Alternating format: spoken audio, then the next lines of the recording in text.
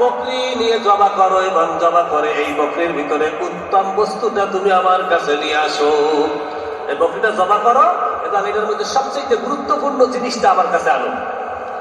লোকমান আলাইহিস সালাম বা লোকমান হাকিম উনি করলেন কি, বকরিটা জবা করলেন, জবা করে হৃৎপিণ্ড আর আনলেন জিহ্বা, দুইটা জিনিস এনে মনিবের কাছে দিলেন। এই মনিব, এই জিনিসটা হলো ছাগলের সবচেয়ে উত্তম জিনিস।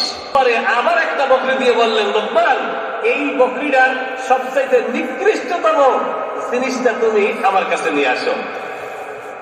এবার লোকমান বকরি জবা করলেন, জবা করার পরে ওই বকরিটার হৃৎপিণ্ড, আত্মা আর জিহ্বা নিয়ে আসলেন, এসে বললেন, মনিবে এই বকরিটার সবচেয়ে নিকৃষ্টতম জিনিস হলো এই দুইটা।